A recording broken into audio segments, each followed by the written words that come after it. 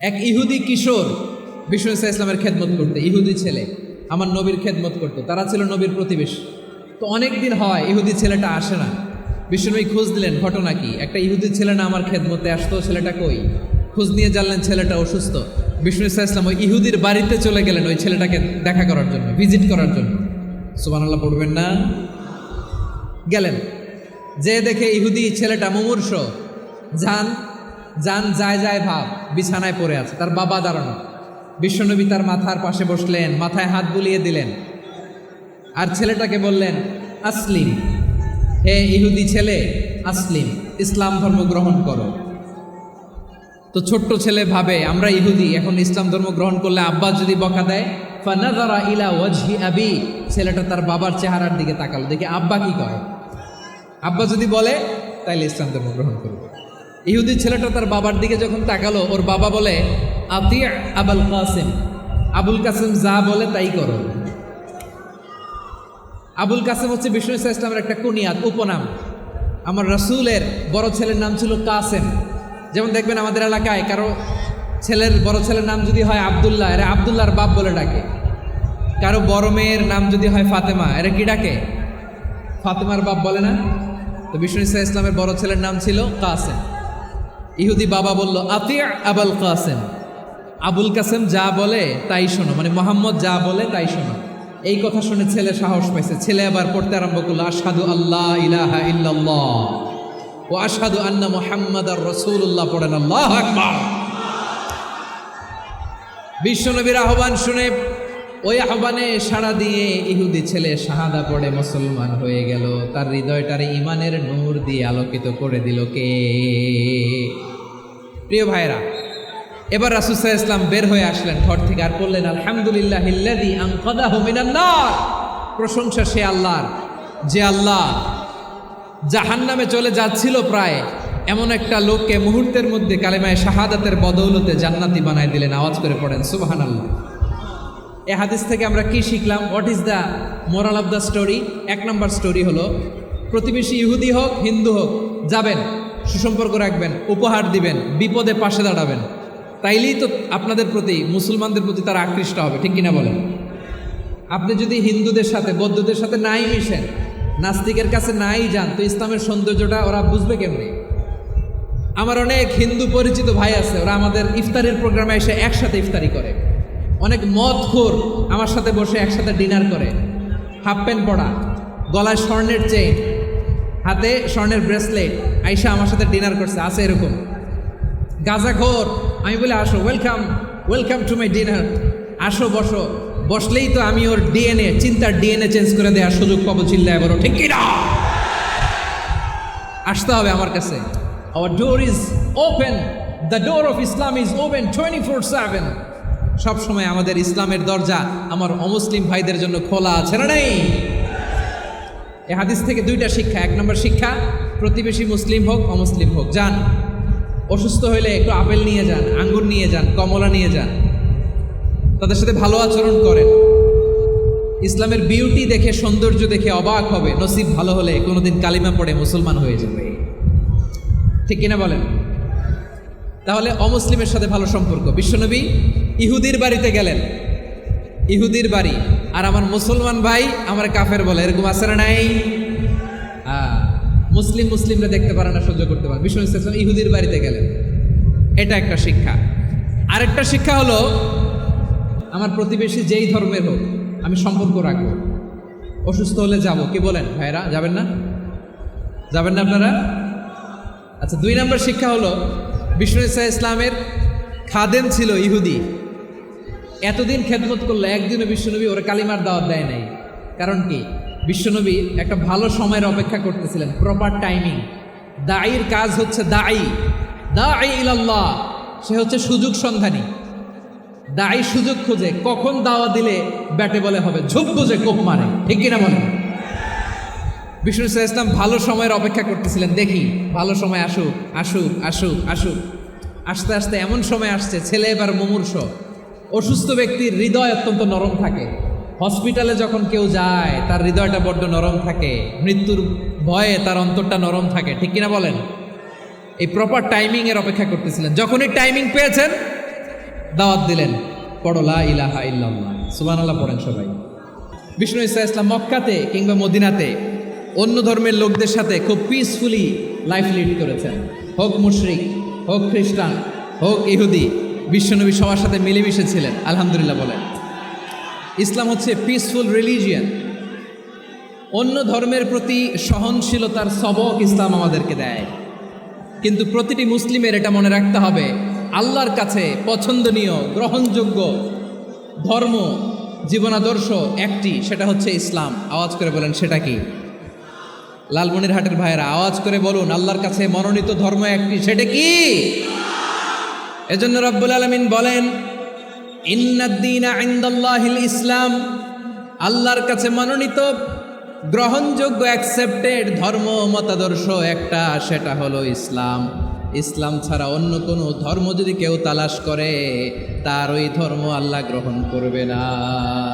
ومن يبتغ غير الإسلام دينا فلن يقبل منه وهو في الآخرة من الخاسرين. Whoever seek anything except Islam, that won't be accepted from him, and he will be loser in the day of judgment. কিয়ামতের দিন ইসলাম ছাড়া কেউ যদি অন্য কোনো ধর্ম তালাশ করেছে দুনিয়াতে, তার এই মতাদর্শ গ্রহণ করা হবে না। and he will be loser, সে হবে লুজার, ক্ষতিগ্রস্ত। হাই হাই কোম্পানির ম্যানেজার, ওর আমও শেষ, সালাও শেষ। আওয়াজ করে বলেন ঠিক কি না? এজন্য ইসলাম পেয়ে আমরা খুশি না বেজার? প্রত্যেক নামাজ শেষে আমরা আল্লাহরে বলি, আল্লাহ রাদিতু বিল্লাহি রাব্বা ওয়া বিল ইসলামি দীনা ওয়া বি মুহাম্মাদিন নাবিয়ান ওয়া রাসূলা। ও আল্লাহ, তোমারে রব হিসেবে পেয়ে আমরা খুশি। ও আল্লাহ, ইসলামকে ধর্ম হিসেবে পেয়ে আমরা খুশি। বিশ্বনবীকে আমাদের রাসূল পেয়ে আমরা খুশি। ঠিক কিনা বলেন? ইসলাম ছাড়া অন্য কোনো ধর্ম আমরা গ্রহণ করব না। ঠিক কিনা বলেন? আল্লাহর কাছে অ্যাকসেপ্টেড রিলিজিয়ান একটা, সেটা ইসলাম। তো বিশ্বনবী সাল্লাল্লাহু আলাইহি ওয়াসাল্লাম মক্কাতে কিংবা মদিনাতে খুব পিসফুলি এক্সিস্ট করেছেন, যে কোনো ধর্মের সাথে মিলেমিশে চলেছেন। তার প্রমাণ আমরা যদি রাসূল সাল্লাল্লাহু আলাইহি ওয়াসাল্লামের বায়োগ্রাফির দিকে তাকাই, তাহলে দেখব তিনি মুশরিকদের সাথে পিস ট্রিটি করেছেন, শান্তি চুক্তি, পিস ট্রিটি, পিস এগ্রিমেন্ট। আপনারা হুদাইবিয়ার সন্ধির নাম শুনেছেন? আমার লালমনিরহাটের কলিজার টুকরা ভাইয়েরা, হুদাইবিয়ার সন্ধির নাম আপনারা শোনেন নাই? 6ষ্ঠ হিজরিতে বিষ্ণু ঈসা ইসলাম মুশরিকদের সাথে এই ট্রিটি করেছেন, চুক্তি। কাদের সাথে? মুশরিকদের সাথে। আমরা তো মুসলমান বসতে পারি না, আমরা দুই মুসলিম ভাই একসাথে বসে চা খেতে পারি না, গল্প করতে পারি না। বিষ্ণু ঈসা ইসলাম মুশরিকদের সাথে ট্রিটি করেছেন, হুদাইবিয়ার সন্ধি। এই সন্ধির আগে মক্কা থেকে কেউ মদিনায় যেতে পারে না, মদিনা থেকে কেউ মক্কায় যেতে পারে না। কিন্তু এই সন্ধির পরে ট্রাফিক স্বাভাবিক হয়ে গেল। মক্কার লোকেরা মদিনায় আসতে পারে, মদিনার লোকেরা মক্কায় আসতে পারে। এটাকে বলে সুলহে হুদাইবিয়া, the peace agreement of Hudaybiyyah, শান্তি চুক্তি। আমরা পৃথিবীতে এখন অনেক শান্তি চুক্তির নাম শুনি, এগুলো সব the piece treaty of Hudaibiya থেকে কপি করা। আল্লাহু আকবার। তাহলে বিশ্বনবী সাল্লাল্লাহু আলাইহি সাল্লাম তিনি যে শান্তিপূর্ণ সহাবস্থানে বিশ্বাসী ছিলেন, মুসলমানেরা যে অন্য ধর্মের প্রতি সহনশীল, তার প্রমাণ হচ্ছে এই পিস ট্রিটি। মক্কার পার্ট গেল, পিস এগ্রিমেন্ট করলেন, শান্তি চুক্তি। বিষ্ণু ঈসা ইসলাম মদিনায় যেয়ে কি করলেন? মদিনায় যে বিষ্ণু ঈসা ইসলাম মদিনা চার্টার করলেন, মদিনা সনদ, সাহিফাতুল মদিনা, এটার বলে মদিনা চার্টার। যে ওয়েস্টে, ইউরোপে, আমেরিকাতে তারা অনেক চার্টার করে, এই সব চার্টার মদিনা চার্টার থেকে কপি করা। আওয়াজ করে পড়েন সুবহানাল্লাহ।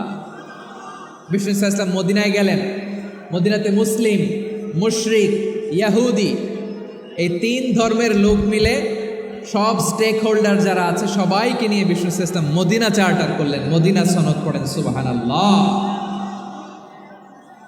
শুধু তাই নয়, মক্কাতে বিশ্বনবী পিস এগ্রিমেন্ট করলেন, শান্তি চুক্তি মুশরিকদের সাথে।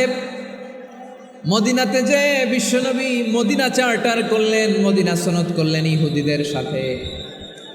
আবার মদিনাতে বিশ্বনবী ইহুদিদের সাথে পিস ডায়ালগ করলেন, ইন্টারফেথ ডায়ালগ করলেন, আন্তধর্মীয় সংলাপ করলেন, যেই সংলাপের মূল ভিত্তি ছিল তাওহীদ। মূল ভিত্তি ছিল কি? তাওহীদ। বিশ্বনবী ইহুদিদেরকে ডাকলেন, আহ্বান করলেন, আহলাল কিতাবি তাআলাউ ইলা কালিমাতিন সাওয়াইন বাইনানা ওয়া বাইনাকুম আল্লা না'বুদা ইল্লাল্লাহ ওয়া লা নুশরিকা বিহি শাইআন ওয়া লা ইয়াত্তাখিযা বা'দুনা বা'দান আরবাবাম মিন দুনিল্লাহ فإن تولوا فقولوا اشهدوا بأننا مسلمون সুবহানাল্লাহ পড়েন। বিশ্বনবী মদিনার ইহুদিদের ডেকে বললেন, ও ইহুদিরা শোনো শোনো, আসো এমন একটা আদর্শের প্রশ্নে আমরা একত্রিত হই যে আদর্শের প্রচার তোমাদের নবীরাও করেছে, আমিও করি, যে আদর্শের কথা তোমাদের পবিত্র ধর্মগ্রন্থগুলোতে আছে, আমার কোরআনেও আছে, সেটা হলো তাওহীদ। আমরা এক আল্লাহ ছাড়া কারো ইবাদত করব না, আল্লাহর সাথে কাউরে শরীক করব না, আল্লাহ ছাড়া কাউরে রব মানব না। পড়েন সুবহানাল্লাহ। তাহলে আমার প্রিয় লালমনিরহাটের ভাইরা, মদিনাতে যেয়ে তিনি মদিনা চার্টার করলেন, মদিনা সনদ, পিস ডায়ালগ করলেন, শান্তির সংলাপ,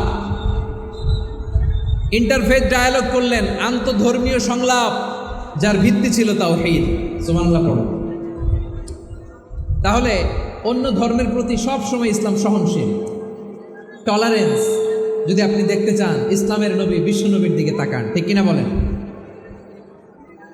আমরা তো সংখ্যালঘুদের রাইটস প্রোটেক্ট করার জন্য কত আইন বানাই, কত বৈঠক করি, কত সংবাদ সম্মেলন করি। বিষ্ণু সাল্লাল্লাহু আলাইহি ওয়াসাল্লাম সংখ্যালঘুদের রাইটসের ব্যাপারে, অধিকারের ব্যাপারে যে কথা বলেছেন, শুনলে আপনি অবাক হয়ে যাবেন।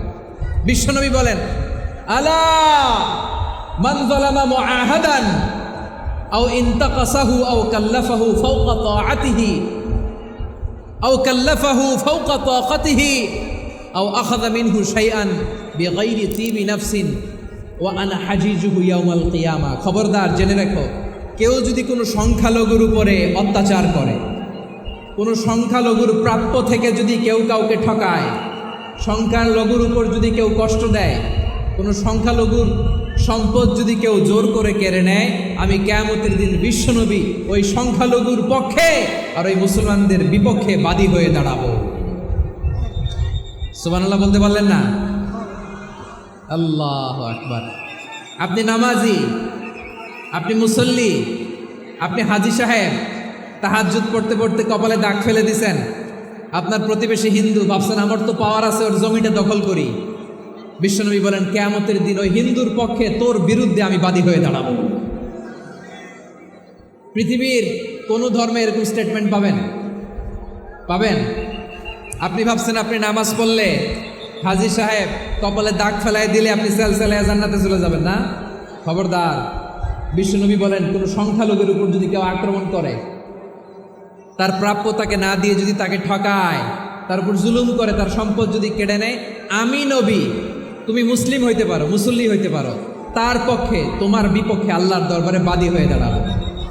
আচ্ছা লালমনিরহাটের ভাইরা, কথা বুঝতে পারলে আওয়াজ করে উত্তর দেন। বিশ্বনবী যদি কারো বিপক্ষে দাঁড়ায় কিয়ামতের দিন, আই রিপিট, আমি আবারও বলছি, বিশ্বনবী যদি কিয়ামতের দিন কারো বিপক্ষে দাঁড়ায়, ও তো সেলসেলায়া জান্নাতি,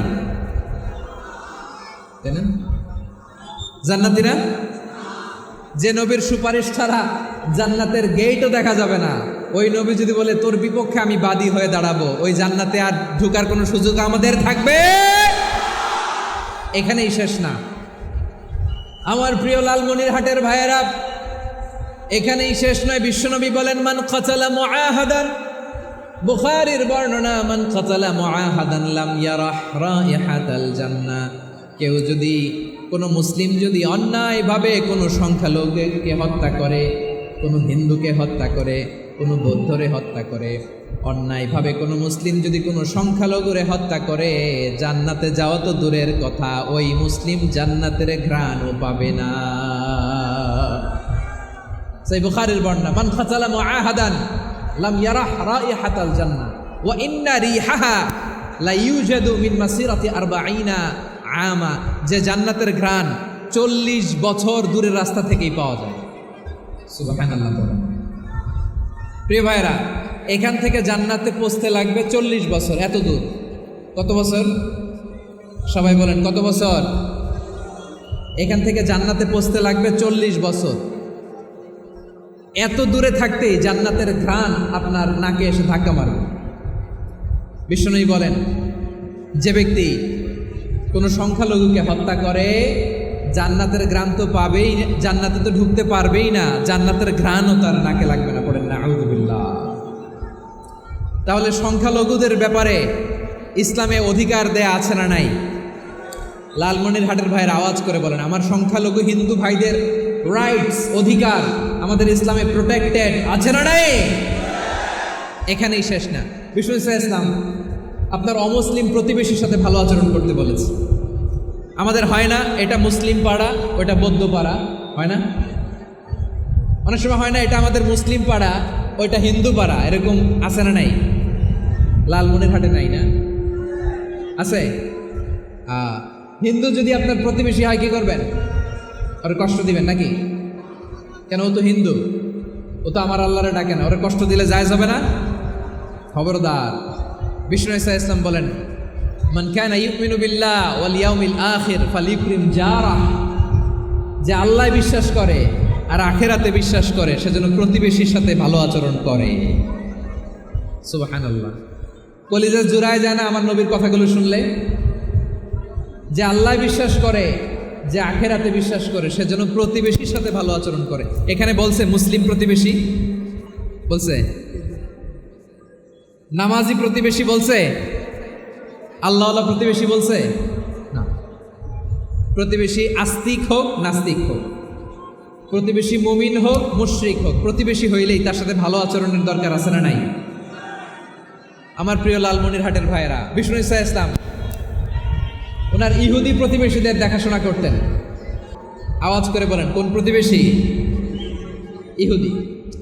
এক ইহুদি কিশোর বিষ্ণু ইসলামের খেদমত করতে, ইহুদি ছেলে আমার নবীর খেদমত করতো, তারা ছিল নবীর প্রতিবেশী।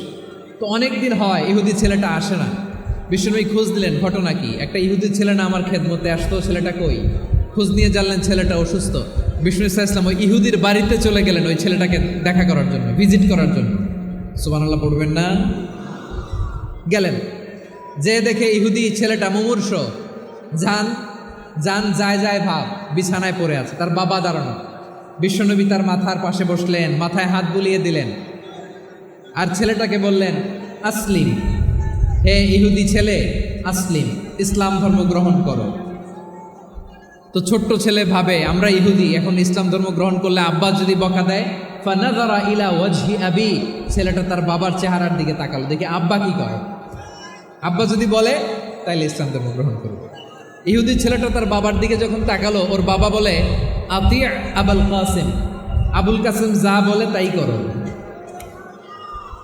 আবুল কাসিম হচ্ছে বিষ্ণু ইসলামের একটা কুনিয়াত, উপনাম। আমার রাসূলের বড় ছেলের নাম ছিল কাসেম। যেমন দেখবেন আমাদের এলাকায় কারো ছেলের বড় ছেলের নাম যদি হয় আব্দুল্লাহ, এরা আব্দুল্লাহর বাপ বলে ডাকে। কারো বড় মেয়ের নাম যদি হয় ফাতেমা, এরা কি ডাকে? ফাতেমার বাপ বলে না? তো বিষ্ণু ইসলামের বড় ছেলের নাম ছিল কাসেম। ইহুদি বাবা বলল আতি আবুল কাসেম, আবুল কাসেম যা বলে তাই শোনো, মানে মোহাম্মদ যা বলে তাই শোনো। এই কথা শুনে ছেলে সাহস পাইছে, ছেলে আবার পড়তে আরম্ভ করলো আশহাদু আল্লাহ ইলাহা ইল্লাল্লাহ ও আশহাদু আন্না মুহাম্মাদার রাসূলুল্লাহ। পড়েন আল্লাহু আকবার। বিশ্বনবীর আহ্বান শুনে ওই আহ্বানে সাড়া দিয়ে ইহুদি ছেলে শাহাদা পড়ে মুসলমান হয়ে গেল। তার হৃদয়টারে ইমানের নূর দিয়ে আলোকিত করে দিল কে? প্রিয় ভাইরা, এবার রাসূল সাল্লাল্লাহু আলাইহি ওয়াসাল্লাম বের হয়ে আসলেন ঘর থেকে, আর বললেন আলহামদুলিল্লাহিল্লাযী আনকাযাহু মিনান নার। প্রশংসা সে আল্লাহর, যে আল্লাহ জাহান্নামে চলে যাচ্ছিল প্রায় এমন একটা লোককে মুহূর্তের মধ্যে কালেমায়ে শাহাদাতের বদৌলতে জান্নাতি বানায় দিলেন। আওয়াজ করে পড়েন সুবহানাল্লাহ। এই হাদিস থেকে আমরা কি শিখলাম? What is the moral of the story? 1 number story হলো, প্রতিবেশী ইহুদি হোক হিন্দু হোক, যাবেন, সুসম্পর্ক রাখবেন, উপহার দিবেন, বিপদে পাশে দাঁড়াবেন, তাইলেই তো আপনাদের প্রতি, মুসলমানদের প্রতি তারা আকৃষ্ট হবে, ঠিক কিনা বলেন? আপনি যদি হিন্দুদের সাথে বৌদ্ধদের সাথে নাই মিশেন, নাস্তিকের কাছে নাই যান তো ইসলামের সৌন্দর্যটা ওরা বুঝবে কেমনে?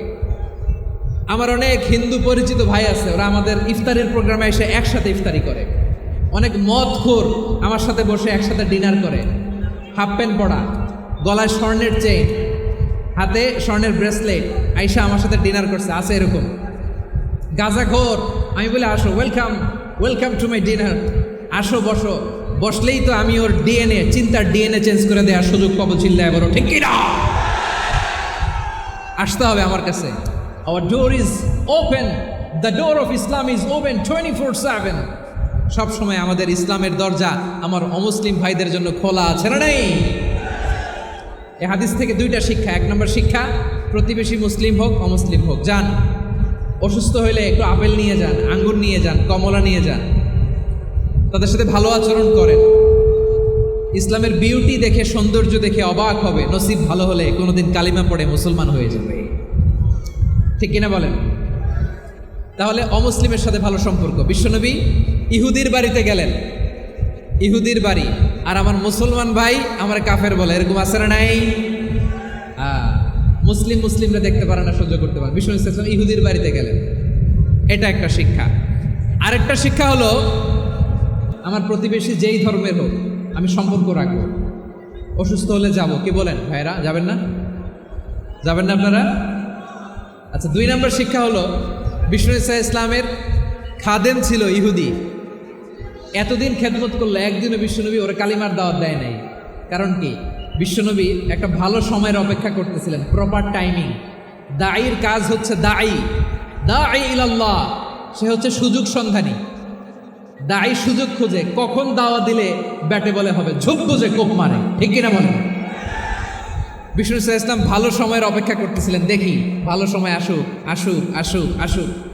আস্তে আস্তে এমন সময় আসছে, ছেলে এবার মুমূর্ষ। অসুস্থ ব্যক্তির হৃদয় অত্যন্ত নরম থাকে।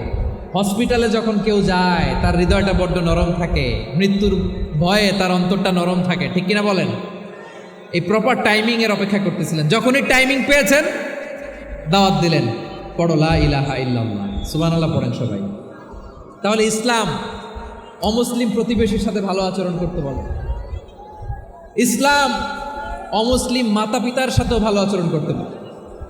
মাতা পিতা যদি অমুসলিম হয় তারা ফেলে দিতে পারবেন? পারবেন? আমার লালমনিরহাটের ভাইয়েরা, অনেক হিন্দু ছেলে আমাদের হাতে শাহাদা পড়ে মুসলিম হয়, কিন্তু ওর মা মুসলমান হয় নাই, বাবাও হয় নাই, এরকম আছে না নাই? তো ও হয়েছে মুসলিম, মা বাপ হিন্দু, এখন মা বাপ কি বাদ? হ্যাঁ, মা বাপ বাদ দেয়া যাবে? যেই মা আপনারে 9 মাস 8 মাস পেটে ধারণ করলো, আপনার মায়ের নার ছেঁড়া ধন, আপনি ওই মারে বাদ দিতে পারবেন? যেই মায়ের বুকের তাজা দুধ খেয়ে আপনি আজকে বাড়ন্ত তাজা তরতাজা, ওই মারে বাদ দেয়া যাবে? মায়ের এক ধারে দুধের দাম, কাটিয়া গায়ের চাম, পাপুষ বানাইলে ঋণের শোধ হবে না, এমন দরদি ভাবে কেউ হবে না আমার মাহা গো।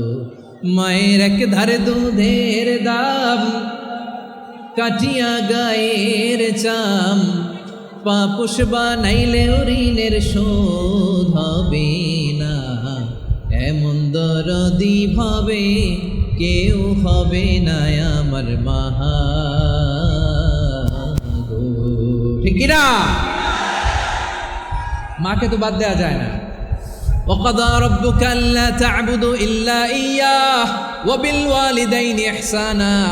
আল্লাহ বলে অবধারিত 2টা ভার্ডিক্ট তোমাদের জন্য, এক আল্লাহর ইবাদত করবা আর মা বাবার প্রতি ইহসান করবা। আদেশটা কার?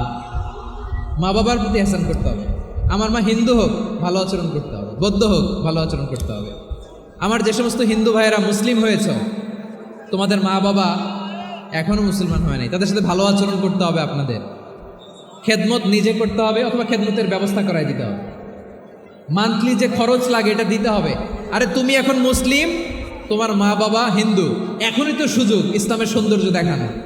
এখন মা বাবা যদি দেখে আরে এটা হিন্দু থাকতে তো বদমাইশ ছিল, বেয়াদব ছিল, কি এমন ধর্ম সে গ্রহণ করলো যেটা গ্রহণের সাথে সাথে সে পাল্টে গেল, কি এমন ধর্ম সে গ্রহণ করেছে যেটা তার জীবনকে আলোকিত করে দিয়েছে? নসিব ভালো হলে তারাও কালিমা পড়ে মুসলমান হয়ে যাবে। বিষ্ণু ইসা ইসলামের স্ত্রীর নাম ছিল আয়েশা রাদিয়াল্লাহু তাআলা আনহা, আবু বকর রাদিয়াল্লাহু তাআলা আনহুর মেয়ে।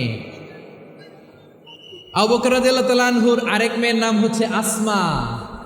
কি নাম? দুজনই আবু বকর রাদিয়াল্লাহু তাআলা আনহুর মেয়ে, আসমা আর আয়েশা। নাম দুইটা কেমন লাগে? আসমা নামটা কেমন লাগে? আয়েশা নামটা কেমন লাগে? সবার ভালো লাগে নাই? নাম দুটো আপনাদের ভালো লাগে? লালমনিরহাটে অনাগত যদি কন্যা সন্তান হয়, যদি মনে চায় আসমা রেখে দিতে পারবেন, যদি মনে চায় আয়েশা রেখে দিয়েন। দেশে বিদেশে এয়ারপোর্টে রাস্তাঘাটে শুধু বলে হুজুর একটা নাম দেন, আমার ছেলের একটা নাম দেন, মেয়ের একটা নাম দেন। তো আমার মনে আছে যশোরের আবদিনের মাহফিলে আমি একটা দুটা নাম দিয়েছিলাম।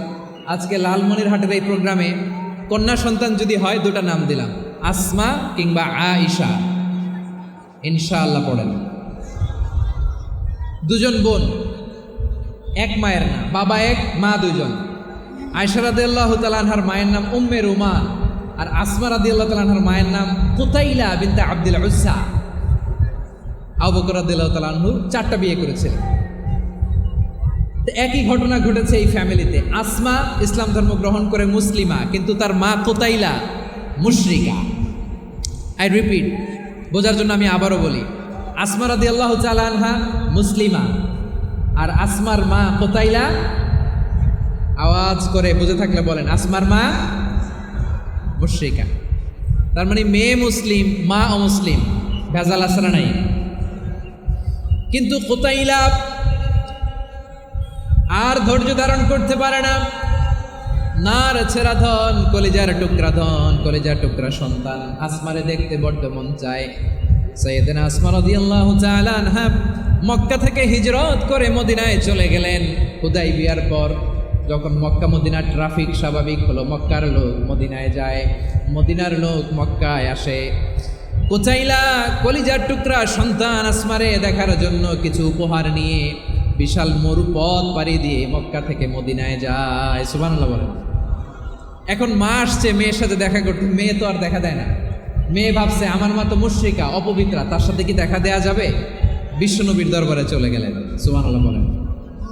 কি সৌভাগ্যবান ছিল তারা, মাসলা জানার দরকার হলেই নবীর দরবারে চলে যেত। ঘরে বউয়ের সাথে ঝগড়া হলে নবীর দরবারে চলে যেত। অনেক সাহাবী বলে আমার পেটে ক্ষুধা লাগলেও আমি নবীর কাছে চলে যেতাম, কারণ নবীর চেহারার দিকে তাকালেই আমার পেটের ক্ষুধা মিটে যেত।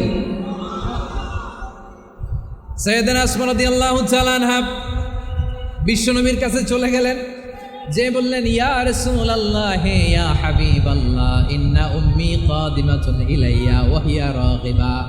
আমার মা মক্কা থেকে অনেক দূর মরুর পথ পাড়ি দিয়ে উপহার সামগ্রী নিয়ে মদিনায় আমার সাথে দেখা করতে এসেছে গো নবী। আমার জানতে বড্ড ইচ্ছে হয় আমি আমার মুশরিকা মায়ের সাথে একটু দেখা করতে পারবো কিনা। আফা আসিলুহা, আগে যেমনি আমি আমার মায়ের সাথে ভালো আচরণ করতাম, যেমনি আমি আমার মায়ের সাথে সদাচরণ করতাম গো নবী, এখন আমি মুসলিমা, মা মুশরিকা, এখনো কি আগের মতো সদাচরণ করতে পারবো নাকি? বিশ্বনবী বললেন নাম সিলিহা, হ্যাঁ রে আসমা, অবশ্যই অবশ্যই, আগে ঠিক যেমন তুমি তোমার মায়ের সাথে ভালো আচরণ করতে, এখনো তেমনি আগের মতো ভালো আচরণ করবা। আওয়াজ করে পড়েন সুবহানাল্লাহ। কি ইসলাম আমরা পেয়েছি! কত ব্রড মাইন্ডেড আমাদের ইসলাম, কত ওপেন মাইন্ডেড ইসলাম, কত ওপেন আপ করতে পারে, চিন্তা করতে পারেন। বিষ্ণু বললেন হ্যাঁ অবশ্যই, নাম সুলিহা, আগে যেমনি ভালো আচরণ করছো আসমা, এখন ওই রকমই করো, পারলে আরো বাড়াই করো। সুবহানাল্লাহ বলেন। তাহলে আমার যে হিন্দু ভাইয়েরা, হিন্দু বোনেরা, ইমানের বদৌলতে দৌলতে আপনি ধন্য হয়েছেন, আপনার আম্মা আব্বা এখনো মুসলমান হয় নাই, তাদের জন্য দোয়া করেন, তাদের জন্য দোয়া করেন, আল্লাহ যেন তাদেরকেও ইমানের দৌলত দান করেন। আমরা সবাই পড়ি আমিন, আরো জোরে পড়েন আমিন। এখন বলেন, ইসলাম কি ন্যারো মাইন্ডেড রিলিজিয়ান না ব্রড মাইন্ডেড? লালমনিরহাটের যুবক ভাইয়েরা আওয়াজ করো, ইসলাম কি ন্যারো মাইন্ডেড না ব্রড মাইন্ডেড? কতটা ব্রড মাইন্ডেড দেখেন। বিশ্বনবী সাল্লাল্লাহু আলাইহি সাল্লাম। অমুসলিমরা যদি নবীকে উপহার দিত, ওই উপহারও বিশ্বনবী গ্রহণ করতেন। সুবহানাল্লাহ পড়েন। আপনার অমুসলিম বন্ধু যদি উপহার দেয়, সেটাও আপনি নিতে পারবেন, যেটা নেওয়া জায়েজ। কিন্তু আপনার বন্ধু যদি আপনার মদের বোতল দেয়, নিতে পারবেন? হ্যাঁ, মদের বোতল দিলে পারবেন না। আপনার বন্ধু যদি আপনার পর্ক দেয়, শুকরের গোশত মিশ্রিত কোনো খাবার, ওটা নিতে পারবেন না। হালাল যে কোনো জিনিস নিতে পারবেন। বিশ্বনবী সাল্লাল্লাহু আলাইহি ওয়াসাল্লাম অমুসলিমদের দেয়া হাদিয়া গ্রহণ করতেন। কেমন নবী ছিলেন? আমার নবীরে চিনে নেন, আমার নবীর অ্যাটিটিউড জেনে নেন। বিশ্বনবী সাল্লাল্লাহু আলাইহি ওয়াসাল্লাম যখন কোনো জনপদে যেতেন, 3টা অপশন নিয়ে যেতেন। প্রিয় ভাইয়ের, আওয়াজ করে বলতে হবে, কোনো জনপদে গেলে আমার নবীর অপশন থাকতো কয়টা? আমার মতো 3 আঙ্গুল উঁচু করে দেখান আর বলুন, আমার নবী কোনো জনপদে গেলে কয়টা অপশন নিয়ে যেতেন? 1 নাম্বার অপশন, আসলিম তাসলাম। নতুন এলাকায় গেলে বলতেন আসলিম তাসলাম, ইসলাম ধর্ম গ্রহণ করো, শান্তিতে থাকবা, আমার ভাই হয়ে যাবা, আমরা ভাই ভাই। ইসলাম মানো, আমরা ভাই ভাই। অপশন নাম্বার কত? 1। যদি বলে না ইসলাম মানবো না, ওকে, অপশন নাম্বার 2, মুসলিম হওয়ার দরকার নাই, লা ইকরাহা ফিদ্দিন, ইসলামে কোনো বাড়াবাড়ি নাই। খ্রিস্টান আসো থাকো, বৌদ্ধ আসো থাকো, ইহুদি থাকতে চাও থাকো, কিন্তু আমরা যেহেতু রিজিওনাল সুপার পাওয়ার, আমাদের আন্ডারে থাকো, ট্যাক্স দিয়ে থাকো, এটার বলে জিজিয়া। আলেম যারা আছেন বুঝবেন, এটার আরবিতে কি বলে? জিজিয়া। You pay us the tax, we will give you the security. তোমরা ট্যাক্স দিবা, আমরা সিকিউরিটি দিব, আমাদের আওতায় থাকবা, কেউ তোমাদেরকে আক্রমণ করতে পারবে না, আমরা নিরাপত্তা দিব। সুবহানাল্লাহ বলেন। এটা অপশন নাম্বার কত? আচ্ছা, বুঝে থাকলে বলেন, 1 নাম্বার অপশন কি ছিল? ইসলাম। ইসলাম মানো, শান্তিতে থাকবা, ভাই ভাই, আমরা ভাই ভাই। অপশন নাম্বার 2, ট্যাক্স দাও, আমরা নিরাপত্তা দিব, মুসলিম হওয়া লাগবে না। এখন 1 নাম্বারও মানে না, 2 নাম্বারও মানে না, মুসলিম হবো না, ভালো, খ্রিস্টান থাকো, ট্যাক্স দাও, আমরা সিকিউরিটি দিব না, এটাও মানি না। বিষ্ণু বলেন, তাহলে তলোয়ার আমাদের আর তোমাদের মাঝে ফয়সালা করবে। মুসলিমও হবা না, ট্যাক্স দিবা, নিরাপত্তা দিব, আমরা সুপার পাওয়ার, আমাদের আন্ডারে থাকবে, এইটাও না। তাহলে তোমাদেরকে তো আমরা বিশ্বাস করতে পারি না, কখন না কখন বিশ্বাসঘাতকতা করো, কার সাথে মিলে হাত মিলাও, তলোয়ার আমাদের মাঝে ফয়সালা করবে। তখন তিনি জেহাদের সশস্ত্র সংগ্রামের ঘোষণা দিতেন। সুবহানাল্লাহ পড়েন।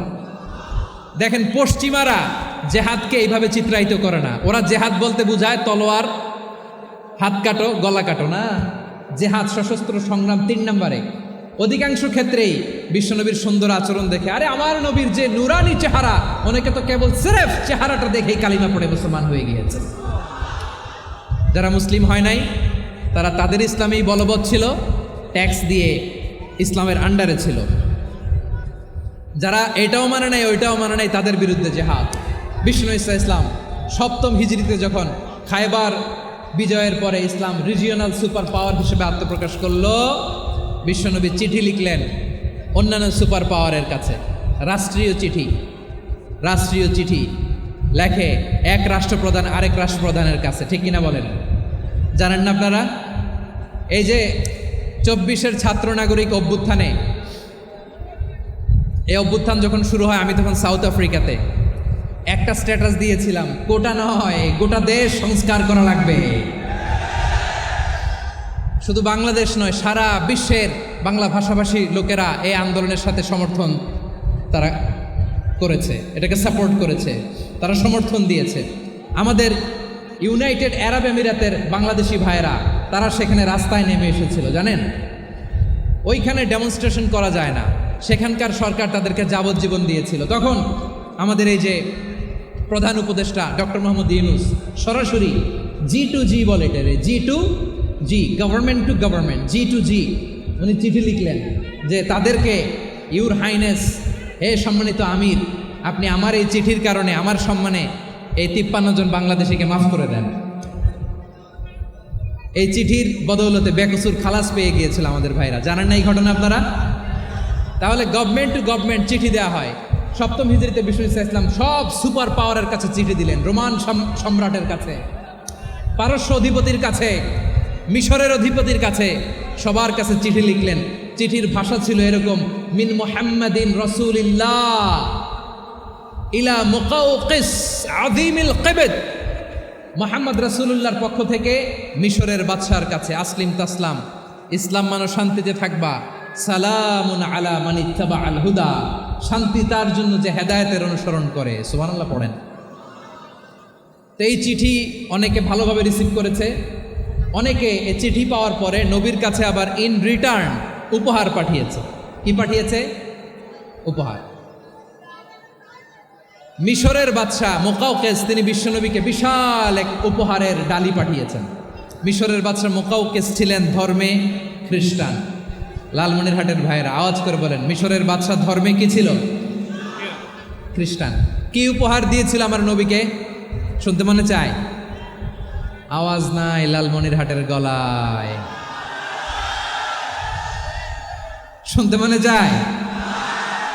1000 স্বর্ণ মুদ্রা, 1000 স্বর্ণ মুদ্রা। 2টা খ্রিস্টান দাসী, একজনের নাম মারিয়া বিনতে শামউন আল কিবতিয়া, আরেকজনের নাম সিরিন বিনতে শামউন আল কিবতিয়া। একজন খ্রিস্টান দাস 20 থান কাপড় জামা বানানোর জন্য, আমরা নবী যেন সেলাই করে জামা বানাতে পারে এই জন্য 20 থান কাপড়, 20 থান ফাইন গার্মেন্ট। সুবহানাল্লাহ পড়বেন না? এরপরে একটা গাধা যেটার নাম ছিল উফাইর, আর একটা খচ্চর, এটার নাম ছিল দুলদুল। খচ্চর চিনেন? গাধা আর ঘোড়ার ক্রসিংয়ে যে প্রাণীটা দুনিয়াতে আসে ওটার খচ্চর বলে।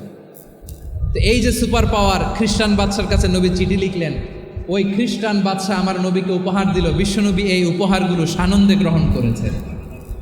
সুবহানাল্লাহ পড়বেন না? তাহলে অমুসলিম কেউ যদি আপনাকে উপহার দেয়, হালাল উপহার হলে আপনি গ্রহণ করতে পারবেন।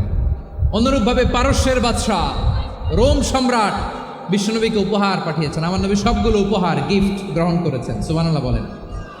তাহলে প্রিয় লালমনিরহাট আওয়াজ করে বলুন, ইসলাম কি ন্যারো মাইন্ডেড রিলিজিয়ন না ব্রড মাইন্ডেড? আম্মাজান আয়েশার কাছে মাসালা জানতে চায় মেয়েরা, হে আম্মাজান, অগ্নি উপাসকেরা তাদের ঈদের দিন নওরোজের সময় আমাদেরকে পাখি দেয়, নেওয়া যাবে? উনি বললেন, ওরা জবাই করে দিলে নেওয়া যাবে না, কিন্তু ওরা যদি ফলমূল এরকম খাবার দেয় এগুলো নেওয়া যাবে। তার মানে অমুসলিমদের দেয়া উপহার এটা গ্রহণ করা যায়। সুবহানাল্লাহ বলেন। শুধু তাই নয়, বিষ্ণু ঈসা ইসলাম অমুসলিমদের সাথে আর্থিক লেনদেনও করেছেন, ফিনান্সিয়াল ডিলিং করেছেন। অমুসলিমদের সাথে প্রয়োজনে আপনি ফিনান্সিয়াল ডিলিং করতে পারবেন। আমরা প্রায় দেখি বাজারের মিষ্টির দোকানগুলো আমার হিন্দু ভাইদের। লালমনিরহাটে মিষ্টির দোকান, দইয়ের দোকান কারা চালায়? হিন্দুরা চালায় না? তারপরে যে বারবার শপ, চুল কাটে যে নাপিত, অধিকাংশ নাপিতের দোকানে কারা? আমার হিন্দু ভাইরা। তা আপনি চুল কাটতে পারবেন কিনা? পারবেন কিনা বলেন? পারবেন। তার দোকান থেকে দই মিষ্টি কিনতে পারবেন কিনা? হ্যাঁ, আমার মুসলিম ভাইয়ের দোকান থাকলে ওইটারে আমি বেশি প্রায়োরিটি দিব, ঠিক কিনা? কিন্তু যদি তাদের সার্ভিস নিতে চান, প্রোডাক্ট নিতে চান, পারবেন। তার দলিল সহিহ বুখারী, আম্মা জান আয়েশা রাদিয়াল্লাহু তাআলা আনহা বলেন, ইশতারা রাসূলুল্লাহ সাল্লাল্লাহু আলাইহি ওয়াসাল্লাম মিন ইয়াহুদিন তুআমান ওয়া রাহানাহু দিরআহু মিন হাদিদ। রাসূল সাল্লাল্লাহু আলাইহি ওয়াসাল্লাম এক ইহুদির কাছ থেকে, কার কাছ থেকে? সবাই বলে নাই কার কাছ থেকে? আমার নবী, পেয়ারা নবী এক ইহুদির কাছ থেকে জব কিনেছিল। জব, বার্লি, যেটা দিয়ে রুটি বানায়। ওই জবের দাম দেওয়া টাকা পয়সা নবীর কাছে ছিল না। ফলে নবী ওনার একটা পোশাককে মর্গেজ রেখেছিলেন, মর্গেজ, বন্ধক, যে এখন এটার দাম দিতে পারবো না, কয়েক কেজি বার্লি নিয়ে যাই আর বন্ধক হিসেবে আমার জামাটা রেখে গেলাম, যেদিন দাম দিব ওই দিন জামাটা ছুটায় নিয়ে যাও। সুবহানাল্লাহ পড়বেন না? বাকিতে নিছিলেন, বাকিতে। দিরআহু মিন হাদিদ, লোহার তৈরি বর্ম, মানে যুদ্ধের পোশাক, লোহা দিয়ে বানানো। বিশ্বনবী বললেন, কয়েক কেজি জব দাও, টাকাটা পরে দিব, এখন টাকা নাই, বন্ধক হিসেবে, মর্গেজ হিসেবে আমার জামা রেখে গেলাম, যখন টাকা দিব জামা ছুটায় নিব। আওয়াজ করে বলতে হবে সুবহানাল্লাহ। এ থেকে বোঝা গেল অমুসলিমদের সাথে ফিনান্সিয়াল ডিলিং করা যায়, অর্থনৈতিক লেনদেন করা যায়, কেনাবেচা করা যায়, প্রোডাক্ট কেনা যায়। এমনকি আমাদের মসজিদে নববীতে বারান্দায় আপনার একটা অটোমেটিক ফ্লাইং আমব্রেলা দেখছেন?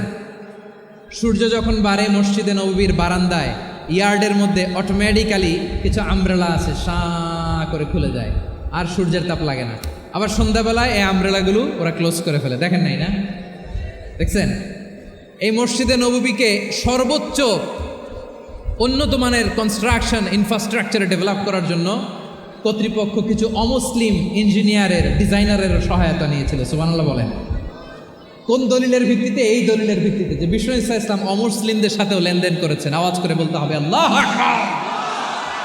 শুধু তাই নয়, ইন কেস অফ ইমার্জেন্সি, প্রয়োজনে ইসলামের খাতিরে ইসলামকে সামনের দিকে এগিয়ে নিয়ে যাওয়ার জন্য অমুসলিমদের সাপোর্ট নেওয়া জায়েজ আছে। সুবহানাল্লাহ বলেন। অমুসলিমদের সাপোর্ট নেয়া, তাদের থেকে অর্থ নেয়া, পলিটিক্যাল সাপোর্ট, পলিটিক্যাল অ্যাসাইলাম নেওয়া জায়েজ আছে। আমাদের অনেক বিশ্ববরেণ্য দায়ীরা আমেরিকায় অস্থায়ীভাবে অ্যাসাইলাম নিয়ে থাকে, নিজের দেশে গেলে ফাঁসিতে ঝুলাই দিবে। যুগ যুগ ধরে দায়ীদের উপর এরকম অত্যাচার আর নির্যাতন আছে না নাই? মিশরের অনেক দায়ীরা পাশ্চাত্যে যেয়ে থাকে। এই যে তারা পলিটিক্যাল অ্যাসাইলাম নিয়ে থাকে, রাজনৈতিক আশ্রয়ে, এটা জায়েজ আছে না? এটা যে জায়েজ আছে তার প্রমাণ স্বয়ং বিশ্বনবী সাল্লাল্লাহু আলাইহি ওয়াসাল্লাম পলিটিক্যাল সাপোর্ট নিয়েছিলেন অমুসলিমদের কাছ থেকে। সুবহানাল্লাহ বলেন। খুব মজাদার একটা ঘটনা, শুনবেন? আপনাদের আগ্রহ দেখে তো মনে হয় না শোনার ইচ্ছা আছে। আছে আছে, গলায় জোর আছে। লিল্লাহে তাকবীর, লিল্লাহে তাকবীর, নারে তাকবীর। মাশাআল্লাহ। আমার ভাইরা, বিশ্বনবীর বয়স তখন প্রায় 51 বছর। কত বছর? বিশ্বনবীর সবচেয়ে কাছের মানুষ খাদিজা রাদিয়াল্লাহু তাআলা আনহা ইন্তেকাল করেছেন। বিশ্বনবী বড্ড কষ্ট পেলেন, হৃদয়টা ভেঙে খান খান। যিনি ঘরের ভেতরে বিশ্বনবীকে সান্ত্বনা দিতেন, ভালোবাসা দিতেন, বাইরে গেলে কোরাইশরা বকাঝকা করে, অত্যাচার করে, কিন্তু আম্মাজান খাদিজা রাদিয়াল্লাহু তাআলা আনহা ঘরটারে এমন শান্তির নীর বানায় রেখেছেন, এই ঘরের ভিতরে ঢুকলে বিশ্বনবীর কলিজাটা ঠান্ডা হয়ে যেত। এজন্য রব্বুল আলামিন বলেন, খাদিজা, ও আমার বান্দি খাদিজা, জান্নাতে এমন স্পেশাল একটা ঘর আমি তোমার জন্য রেডি করে রেখেছি। ওই ঘরের মধ্যে কোনো আওয়াজ নাই, ওই ঘরের মধ্যে কোনো নয়েজ নাই, ওই ঘরে কোনো বিশৃঙ্খলা নাই। কারণ মক্কার জমিনে আমার নবী কোরাইশদের বিশৃঙ্খলা, নয়েজ আর ঝামেলাগুলোকে উপেক্ষা করে যখন তোমার ঘরের ভিতরে ঢুকতো, ঘরটারে তুমি শান্তির নীর, ঠান্ডা, নীরব, নিস্তব্ধ, নিঝুম আর শান্তির নীর বানিয়ে রেখেছ। এজন্য জান্নাতে স্পেশাল একটা শান্তির নীর আমি তোমারে উপহার দেব। ওই প্রিয়তমা স্ত্রী খাদিজা ইন্তেকাল করলেন, বিশ্বনবীর হৃদয় ভেঙে খান খান। আবার ওনার চাচা আবু তালেব ইন্তেকাল করলেন, যিনি পলিটিক্যাল শেল্টার দিতেন নবীকে। কে দিতেন? আবু তালেবের ভয়ে, বিশ্বনবীর এই চাচার ভয়ে কোনো মুশরিক নবীর গায়ে হাত দেওয়ার সাহস পায় নাই।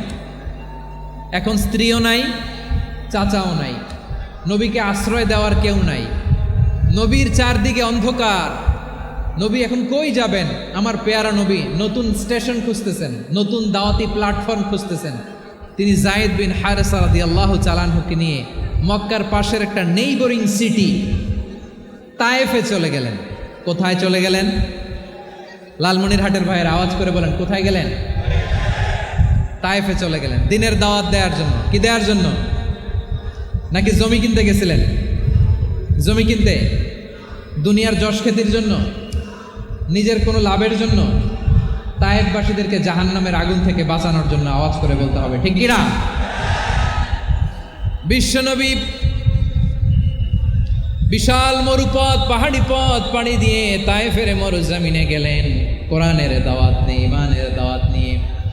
কিন্তু তায়েফের লোকেরা বিশ্বনবীর দাওয়াতকে শুধু প্রত্যাখ্যান করেই থামে নাই, তারা বিশ্বনবীর সাথে অত্যন্ত খারাপ আচরণ করেছে।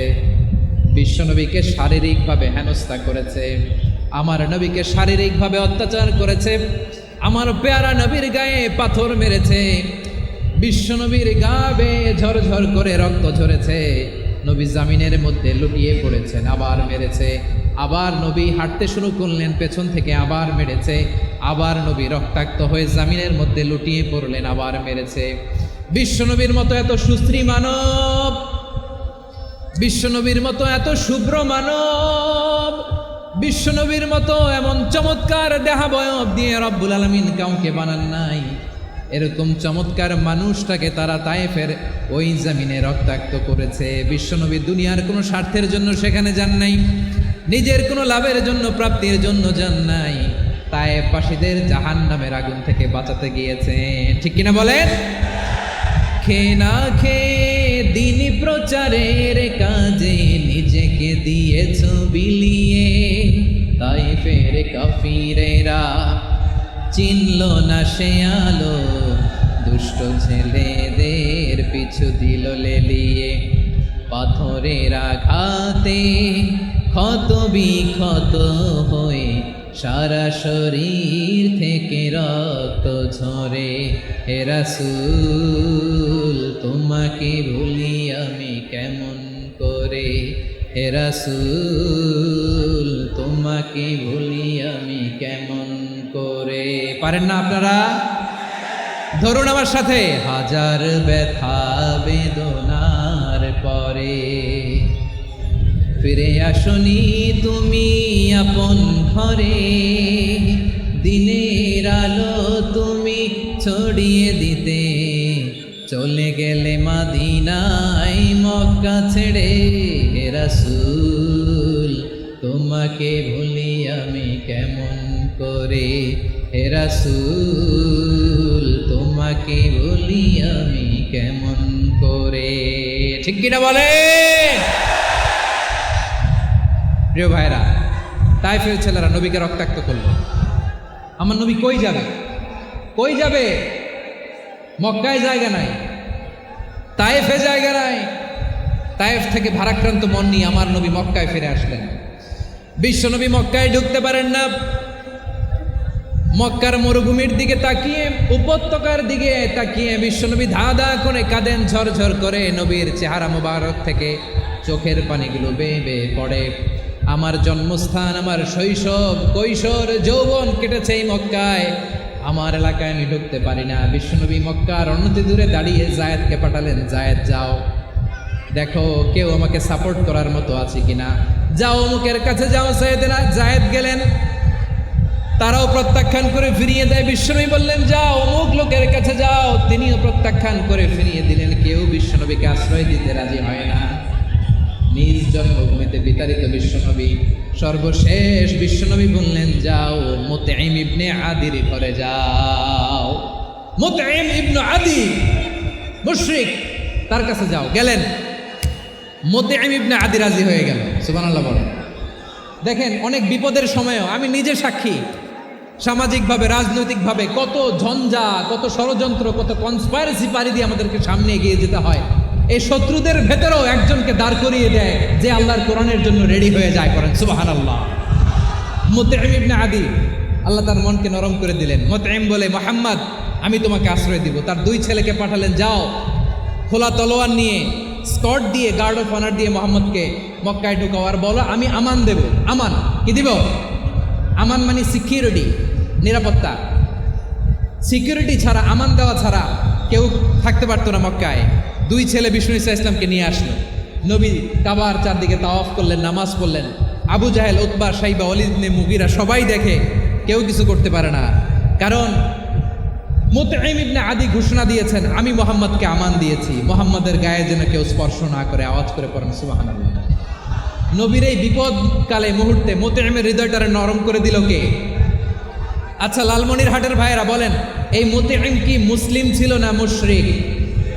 সবাই বলতে হবে মুসলিম না মুশরিক? তাহলে মুশরিকের কাছ থেকে নবী পলিটিক্যাল অ্যাসাইলাম, আধুনিক রাষ্ট্রবিজ্ঞানের ভাষায় পলিটিক্যাল অ্যাসাইলাম যেটাকে বলে, রাজনৈতিক আশ্রয়, ওনার আমান বা নিরাপত্তার এই ঘোষণায় তিনি মক্কায় ঢুকলেন। যতদিন নিরাপত্তা ছিল ছিলেন। মুতঈম যখন মারা গেল, বিষ্ণু ইসা ইসলাম হিজরত করে মদিনায় চলে গেলেন। সুবহানাল্লাহ।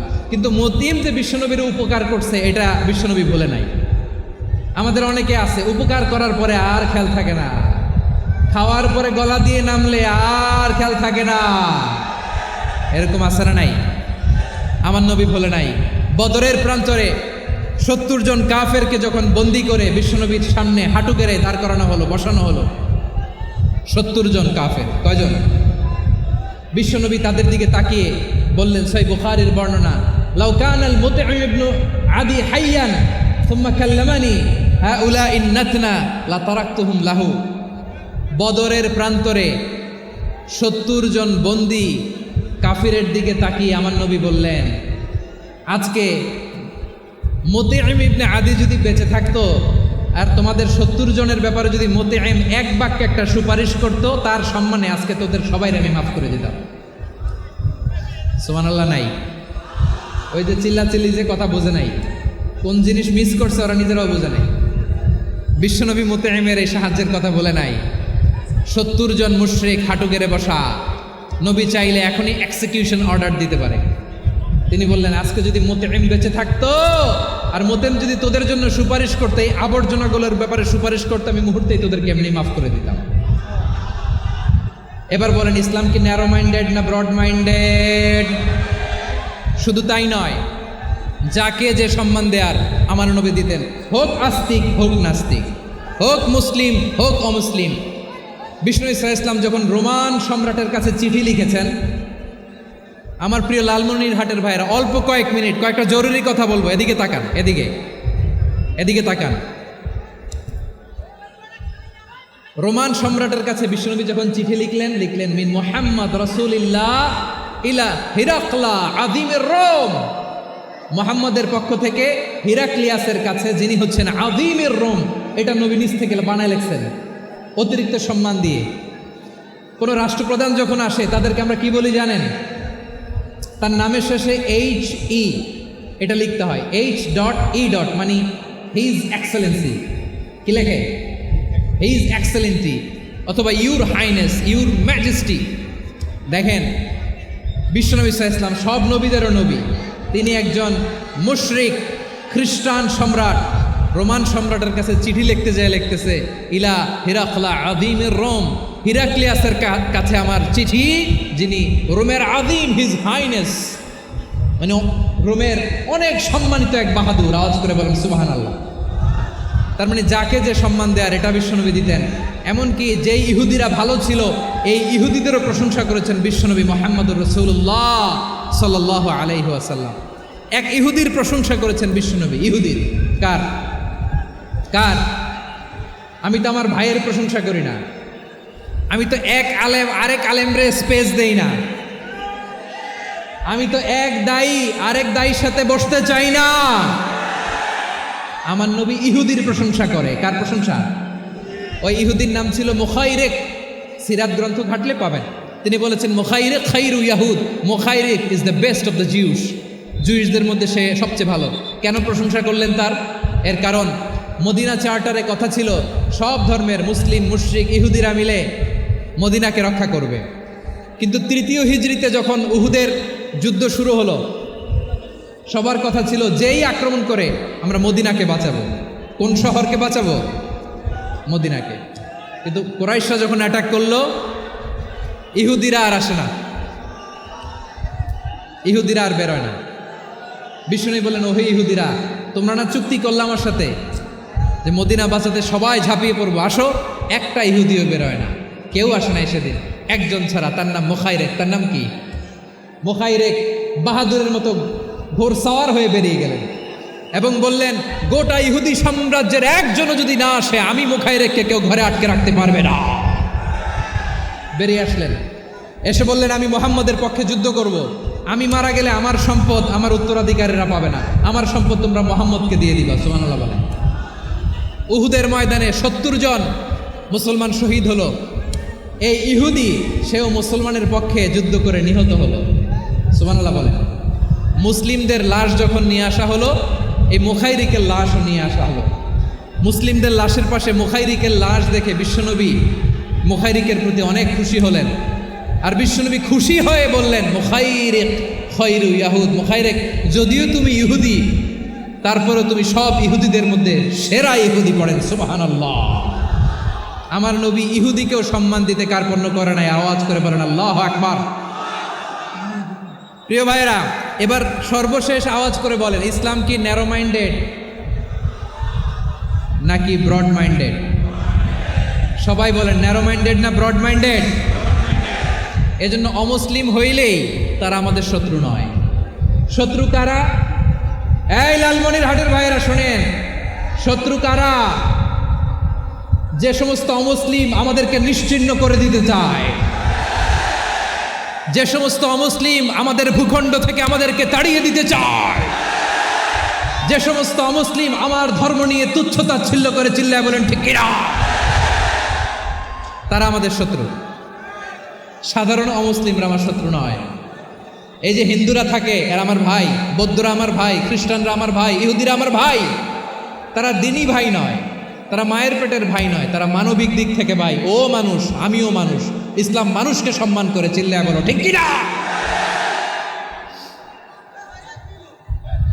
যারা আমাদের অস্তিত্বকে নিশ্চিহ্ন করতে চায়, যারা আমাদের ভূখণ্ডকে দখল করতে চায়, যারা আমাদেরকে নিয়ে মকারি করে, ফান করে, টিটকারি করে, আমার ধর্ম নিয়ে খেলা করে, তাচ্ছিল্য করে, ওদের বিরুদ্ধে আমাদের জিহাদ।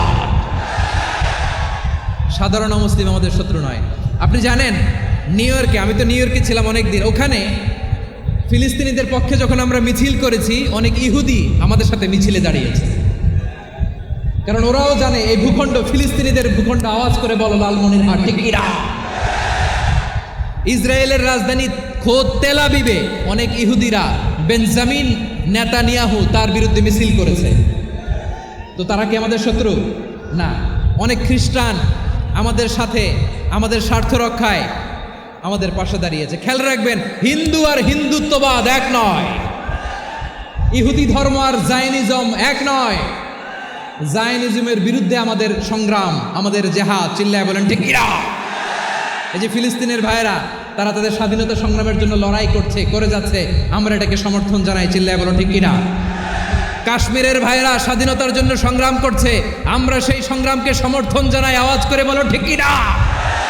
যারাই আমাদের ইসলামকে নিশ্চিহ্ন করতে চায় তাদের বিরুদ্ধে আমাদের সংগ্রাম, আওয়াজ করে বলতে হবে ঠিক কিনা। ওই সমস্ত দুর্বৃত্তদের সাথে আমাদের কোনো সম্পর্ক নাই। ঐক্যবদ্ধ থাকতে পারি, ওই দুর্বৃত্তরা চান্স পাবে না। আমরা ঐক্যবদ্ধ থাকতে রাজি আছি। লালমনিরহাটের ভাইয়েরা, আমরা ঐক্যবদ্ধ থাকলে ওই দুর্বৃত্তদের কালো হাত ভেঙে দিতে আমাদের সময় লাগবে না।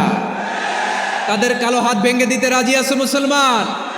কারা কারা রাজি? দু হাত তুলে দেখাও। আমার প্রাণ প্রিয় লালমনিরহাটের ভাইয়েরা, শত্রু কাফের আর অশত্রু কাফেরের মধ্যে পার্থক্য আছে না নাই? আবু তালেব মুশরিক, আবু জাহেল মুশরিক, কিন্তু দুই মুশরিকে পার্থক্য আছে না নাই? আবু তালেব নবীর চাচা, মুশরিক, মারা গিয়েছে মুশরিক অবস্থায়, কিন্তু আজীবন আমার নবীকে আগলে রেখেছে, আমার নবীকে সাপোর্ট করেছে, ভালোবেসেছে। আবু জাহেল মুশরিক, মারা গিয়েছেও মুশরিক হিসেবে, আজীবন আমার নবীর বিরুদ্ধাচারণ করেছে। আবু জাহেলের শক্তি, সামর্থ্য, স্ট্র্যাটেজি, প্ল্যান সব আমার নবীর বিরুদ্ধে ছিল। আবু জাহেলের কারণে একটা দিন শান্তিতে আমার নবী মক্কায় ঘুমাতে পারে নাই, চিল্লায় বলেন ঠিক কিনা। এজন্য রব্বুল আলামিন বলেন, লা ইয়ানহাকুমুল্লাহু আনিল্লাযীনা লাম ইউকাতিলুকুম ফিদ-দীন ওয়া লাম ইউখরিজুকুম মিন দিয়ারিকুম আন তাবাররুহুম ওয়া তুকসিতু ইলাইহিম ইন্নাল্লাহা ইউহিব্বুল মুকসিতিন।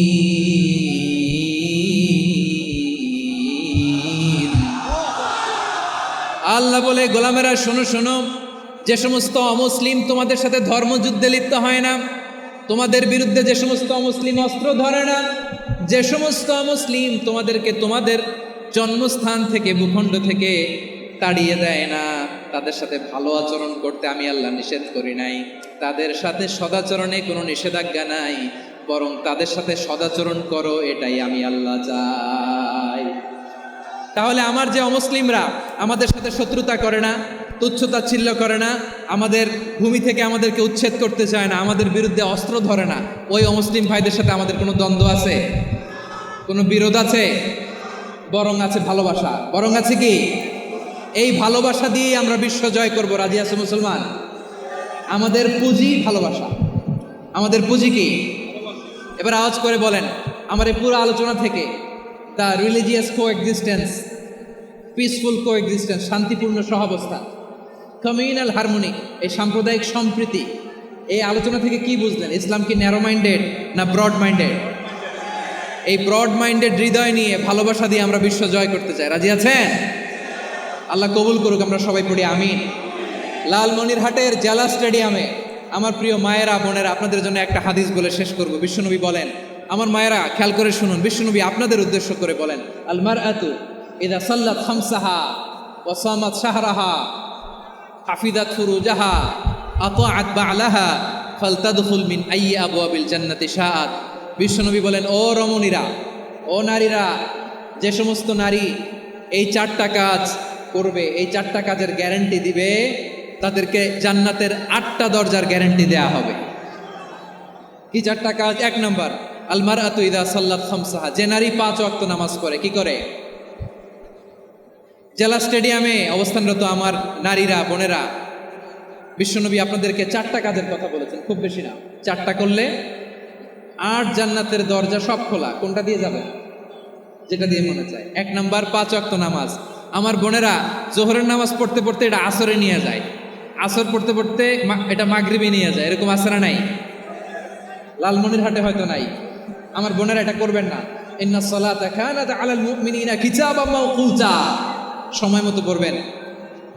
সামাত শাহরা, রমাদানের রোজাগুলো রাখবেন। হাফিজাত ফুরুজাহা, যে নারী তার চরিত্রকে হেফাজত করে, তার প্রাইভেট হেফাজত করে, তার লজ্জাস্থান হেফাজত করে। ও মায়েরা, আপনার এই গর্ভ যে কত দামি আপনি জানেন না। আপনার এই গর্ভ থেকে জন্মাবে আগামীর সালাহুদ্দিন আল আইয়ুবী।